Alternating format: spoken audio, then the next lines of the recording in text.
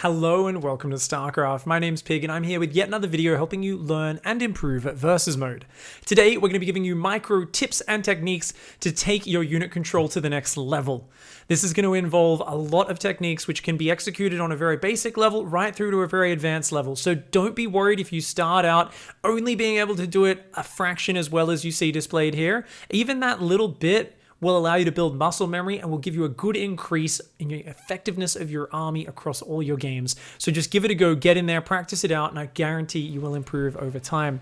To start off, we're going to talk about setting up a concave. This is one of the best things you can do in almost any engagement, but especially with ranged units versus ranged units. We have 20 stalkers engaging 20 other stalkers, identical units, identical upgrades. The only difference is the red player split up into 3 groups. And when they attacked, notice how the units automatically formed a sort of crescent, a sort of banana shape almost. And that allows a lot of the red firepower to be focused on just a few of these blue units that are exposed at the center of that sort of semicircle. And because of that, they go down very, very quickly. And the red unit maintains a lot of damage. So let's watch the start of that one more time. How do I do it? It's just box some of the units, click them north, box some of the units, click them south. And then when both players attack move, the fact that I've done those 2 boxes and clicks just to spread the units out a little makes a world of difference. You can just see the way a lot of the blue stalkers are stuck in the back, they can't fire. The blue stalkers are already going down. Meanwhile, the damage is spread more evenly across the red stalkers, so the overall damage output remains the same. And at the end of this engagement, 10 stalkers remaining, where the number of units, the investment in both sides was identical up to that stage. That is just absolutely insane, and this, more than anything else, shows how powerful setting up those concaves is. So let's go now into another technique, which looks very different, but uses the exact same mouse control. This is marine splitting. Now, you use this against any splash damage. Zerg will use it against Psystorm a lot, every race will use it in certain scenarios, and that's not it. That's the opposite of micro, and that's the reason you do it, because otherwise splash damage will take you out. Here is the micro involved. This is the Marines. Notice it's just very quick boxing and clicking, and you can do this very slowly and still get the same effect as long as you set it up before the fight starts. You'll have time to spread your units out and really negate your opponent's splash damage. Alright guys, let's talk about stutter stepping now. Stutter stepping is where you move and shoot and then move and shoot. Sounds simple, but the way you use it is very, very important. Here we're going to see the most regular way you'll use it, where you've got the ranged units and you don't want to let their units close with you. So just running away, firing, running away, and we can see the zealots are unable to land many attacks. Most of them are just trying to close the distance while almost every roach is firing at the same time. Now the way you execute this, there's 2 different ways. The main way is usually just to move command and then attack move. Move command away and then attack move. But if you find it easier, a lot of players prefer to just press a stop command rather than the attack move.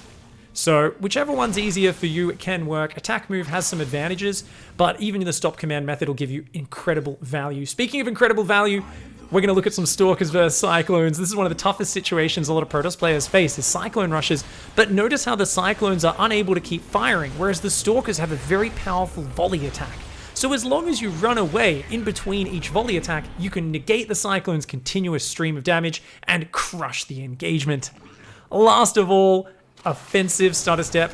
Notice how there's a choke point, but we're move commanding through the choke point and then issuing attack commands to close with the superior ranged Terran army.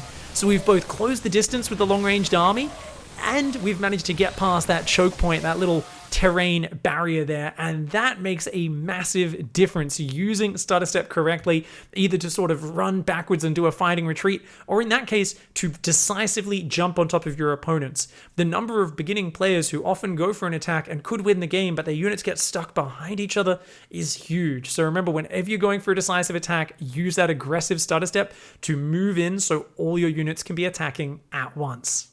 People always ask me about drops. How do you queue up effective drop harassment, and how do you drop whilst moving your transports? So let's go in, let's take a look at exactly how. It's very straightforward. Holding down shift to queue up commands is always how you queue up anything, and in this case, you just make sure you do a drop, hotkey, and left click on the ground where you want the medevac to unload at the end of those move commands. You'll notice I'm queuing these up to move along the edges of the map to simulate actual harassment where the units are trying to avoid the army and drop in behind enemy lines. Next up, let's talk about how to move around while unloading. It's very straightforward. as we see this beautiful harassment hit 3 mineral lines at once without us having to control it. You just pick up, move around however you want, and issue the drop command on the medevac itself. So drop hotkey, left click on the medevac, and hey, we're allowed to click it around, micro it, it'll continue dropping those units no matter what. So this sort of micro just allows you to set up this harassment without having to actively control 3 or 4 places. And this is a lot of Starcraft. It's not always about doing 50 things at once. It's more about organizing things to hit your opponent, so they're the ones who are stressed out trying to deal with multiple things. But you're really just looking at one drop, or maybe you're even looking at home and spending your money instead. Last up, let's talk about Spellcasters. And before we look at this scenario, let's give you guys just one little warning. Don't get overwhelmed learning Spellcasters, trying to think of a High Templar as something that could merge into an Archon, could feedback, or could storm, and try to decide in the heat of the moment. Starcraft's a fast-paced game, so when you're first learning a Spellcaster, it's just about getting the muscle memory of landing that particular spell. Think of a High Templar as just a Stormer. It just does Sire Storm, that's all you're thinking about. In this case, we're looking at Infestors, and we're thinking of them just as Fungalers. So we're going to put them on a separate control group. We're going to tell that control group to follow our army as a little hack to make sure if we struggle with using multiple control groups, they stay with the army. And when the fight starts, we're just going to focus on keeping those Infestors just behind the Hydras by moving them back and forward so they stay in range, but they're not actually vulnerable. And all we're doing is just throwing out those fungal growths every few seconds, annihilating our opponent's army absolutely one-sidedly. So hopefully, guys, all of these tips have helped you out. I know it can be a lot to take in, but as I said at the start of the video, even just doing a little bit of these micro techniques, starting out slow and very gradually increasing your speed, is already going to put you far ahead a lot of your opponents on the ladder. This is a more advanced micro video, so hopefully at the end of today, you've got some great aspirations to take your engagements, your micro, your concave management to the next level. Thanks for watching, guys. If you want to learn more, don't forget to check out the playlist of the Welcome to StarCraft videos here on YouTube, as well as feel free to drop by my Twitch channel, x5_pig, as well as my YouTube, Pig Starcraft. See you guys in the next videos to come. That's all for now. Goodbye and good night.